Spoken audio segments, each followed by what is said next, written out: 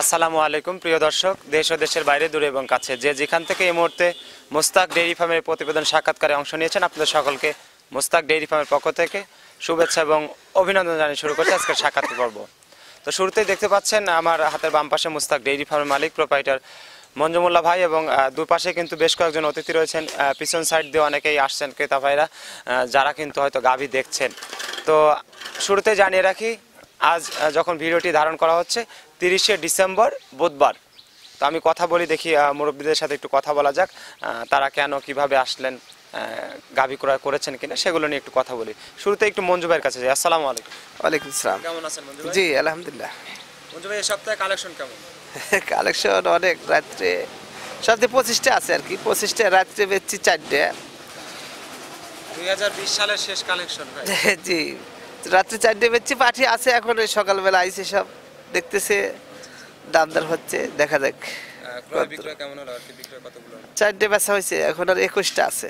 আচ্ছা, 4টা বেচা হয়েছে। আমরা একটু ওনাদের সঙ্গে কথা বলি, অনেকে আসছেন।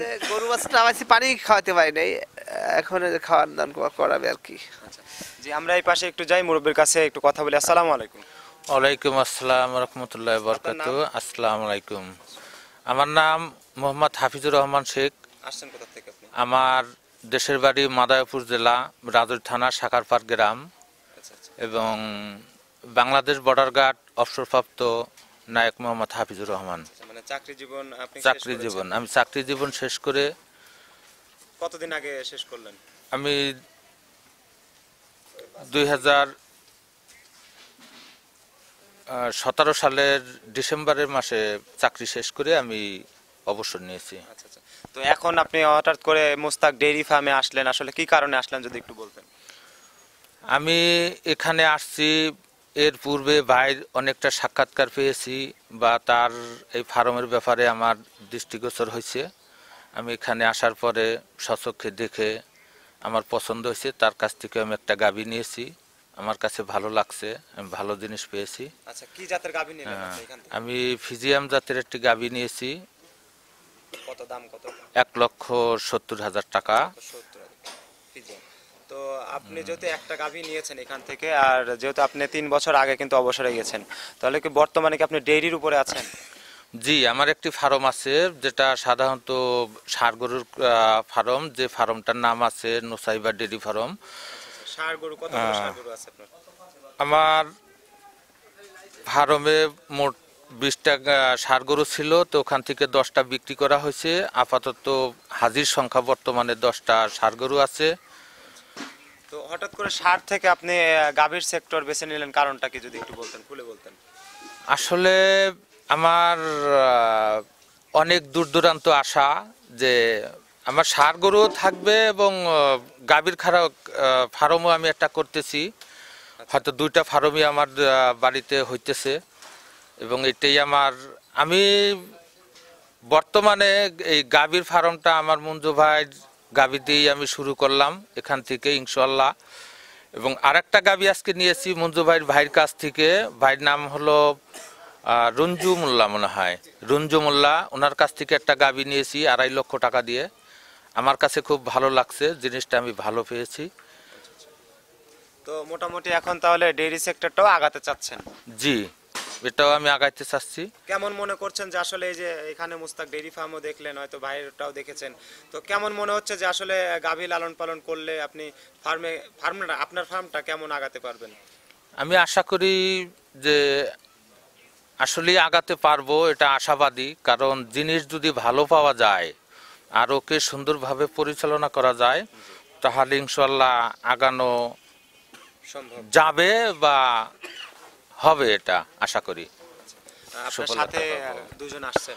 আচ্ছা, আমার সাথে আমার বড় ছেলে ফরহাদ হোসেন সৈকত, তাকেও নিয়ে আসছি, এবং সাথে আমার একটা ভাতিজা আছে, তাকেও নিয়ে আসছি। আমরা 3 জন আসছি এখানে। গতকাল আসছি তার বাড়িতে, এখানে নিরাপত্তার সহিতই তার কাছে আছি, এবং সমাদরই আছি, ভালো আছি ইনশাল্লাহ। না, আমাদের কোনো সমস্যা হয় নাই, যথেষ্ট সম্মানের সহিত, এবং জীবন, টাকা পয়সা, অর্থ সম্পদ সবকিছু নিরাপদে হেফাজতে আছি, তার কাছে আছি। আপনাকে ধন্যবাদ। আমি আপনার ছেলের কাছে একটু যেতে চাই।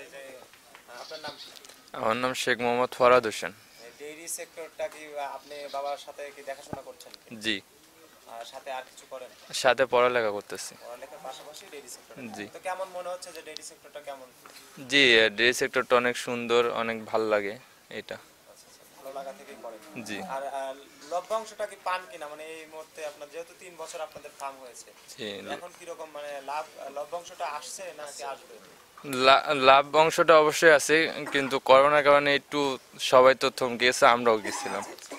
সেই সেই দিক থেকে আবার এখন ঘুরে দাঁড়ানোর চেষ্টা করছি। তো মোস্তাক ডেইরি ফার্ম থেকে গাভী সংগ্রহ করলেন, কেমন জি। লাগছে আসলে গাভীটা? জি, ভালো লাগছে, গাভিটা অনেক গাভীটা সুন্দর কি ভালো হয়েছে। আশা করছেন? জি, মঞ্জু ভাইয়ের সাথে কথা হয়েছে? হ্যাঁ, তার সাথে কথাবার্তা বলে নিচ্ছি। অসংখ্য অনেক ধন্যবাদ ভালো আপনাকে। লাগছে। তো আমরা এই পাশে আরো দুজন অতিথি রয়েছেন, তাদের মুখ থেকে একটু কথা শুনে নেই। আসসালামু আলাইকুম। ওয়ালাইকুম আসসালাম। আপনার নাম? আমার নাম মোহাম্মদ সৌজ আহমেদ। কোথা থেকে আসছেন? আমি আসছি চাটমোড় থানা কেশবপুর গ্রাম। ভাই আপনার নাম? মোহাম্মদ ইমারুল ইসলাম, কোথা থেকে আসছেন? গফুরাবাদ। গফুরাবাদ। আচ্ছা, তো এই যে আপনারা আসলেন মোস্তাক ডেইরি ফার্মে, আজকে প্রথম আসছেন? না, এর না, আগে এর অনেক আগেও আসছি। অনেক আসছি। গরু এখান থেকে নিছি, অনেক অনেক কয়েকটা বড় গরু বড় নেওয়া নিছি। হয়েছে। সে গরু মোটামুটি সব ভালোই। জি বলেন। তো কেমন মনে হচ্ছে যে আগেও নিছেন এখনো নিবেন? আগে নিছি, মনে করেন ভালো হয়েছে, সেই জন্যই আবার আসছি যে আবার একটা দেখে শুনে নিয়ে আসি। নিছেন না নিবেন? নেই নি, এখনো নেওয়ার জন্য নেই, আসছি। নেবো আর কি। আচ্ছা, আচ্ছা, দুজন একসাথে আসছেন? যে একসাথে আসছি। জি। অসংখ্য ধন্যবাদ আপনাকে। তো মঞ্জু ভাই, আসলে বেশ কয়েকজন অতিথি আসছে, আরো কয়েকজন দেখছে আর কি সামনে দিয়ে। তো কেমন মনে হচ্ছে যে সপ্তাহে বিক্রয়টা কেমন হবে? ঠান্ডা কিন্তু রাত্রি নামাইছি তো ঠান্ডা, যখন আসি তখন তো ঠান্ডা, মোকাম যখন গেছি তখন থেকে ঠান্ডা, খুব অতিরিক্ত ঠান্ডা। ঠান্ডা লাগছে। জি, তো সেক্ষেত্রে তো দেখা যায় যে সেক্ষেত্রে অনেক- বেচা কেনা হয়েছে, রাত্রে 4টে বেচছি, আর এখন সব পাঠি আসতেছে, বেচা কেনা হবে, আল্লাহ থেকে বেচা কেনা হয়ে যাবে। তারপরেও কিন্তু মঞ্জু ভাই এই মুহূর্তে যে ঠান্ডাটা পড়ছে, অনেকেই হয়তো চাইবেন যে না আমরা না যাই। এটা গায়ে এইসব গরুগুলা, এই অস্ট্রেলিয়া গরু এই গরমের সাথে এই শীতের দিনই পালা মজা, পাইলে আরাম আছে, দুধও বেশি, শীতের দিনে গরুর দুধও বেশি হয় গরমের দিনের সাথে। আমার এই ভাই তো নতুন মানে ডেইরি সেক্টরটা, গাভীর সেক্টরটা নতুন শুরু করছেন আপনার গাভী দিয়েই আর কি। তো ওনার জন্য কি গাভী যখন একবার পালবে তখন ও সারের কথা ভুলে যাবে। আমি তো বহুত সার পাটি, সার কিনে কিনে ঠকে গেছে, ওই পাইলে লাভ হয় নাই, আবার গাড়ি সেক্টরে আইছে, এখন তারা গায়ে ধরেই আছে, কারণ গায়ে দুধ পাবে, একটা গরু একটা বাচ্চা, চালান থাকবে। আর আপনি সার পেলে তো খালি খাওয়াবেই, দেখা যাবে যে সার পেলে লাস্টে যায় ওই খাদ্যর টাকায় লস হয়ে যায়, খাদ্যের তো এখন দামটাও অনেক দাম। এই জন্যই যারাই গরু কিনতে আইছে এবং কেনে, আমি বলি যে যার যা মনে করছে সে তাই কেনেন, তবে সার যে একবার পালছে সে আর সার পালবে না, গাছ যে একবার ঢুকেছে সে আর সার পালবে না, কারণ সারের সাথে গাভী পাইলে অনেক লাভবান বেশি হওয়া যায় আর কি। অসংখ্য ধন্যবাদ মঞ্জু ভাইকে, ধন্যবাদ আমাদের ভাইজানকে যারা দূর থেকে এসেছেন এবং পার্শ্ববর্তী জায়গা থেকেও এসেছেন। আরও অনেক মানুষ কিন্তু এসেছেন, ক্রেতারা এসেছেন উভয় পাশেই। তো হয়তো সবার সাথে কথা বলা যাচ্ছে না সময় সংকটের কারণে। তো দর্শক, এতক্ষণ আমাদের যে ভাই নতুন ফার্ম শুরু করছে, অর্থাৎ নতুন নয়, 3 বছর ধরে কিন্তু তিনি ফার্ম পরিচালনা করছেন, এই মুহূর্তে তিনি গাভী দিয়ে শুরু করতে যাচ্ছেন। এই পাশে কিন্তু পুরাতন খামারিরা রয়েছেন, তারা কিন্তু বারবারই আসছেন মোস্তাক ডেইরি ফার্মে। তো আপনাদের বিভিন্ন সময় সাক্ষাৎকার দিয়ে থাকার একটাই কারণ যে ডেইরি সেক্টরটা কিভাবে আগানো সম্ভব, বা তাদের মুখ থেকে, তারা যেহেতু ডেইরি খামার পরিচালনা করেন, তাদের মুখ থেকে তাদের কথাগুলো জানাই আপনাদেরকে, যাতে আপনারা এই কথাগুলো থেকে উদ্বুদ্ধ হন, যাতে ডেইরি সেক্টরে আসতে পারেন। তো দর্শক, ভালো থাকবেন, সুস্থ থাকবেন, আশা করি আমাদের এই প্রতিবেদন সাক্ষাৎকারতে আপনাদের একটু হলেও উপকারে আসবে। আসসালামু আলাইকুম।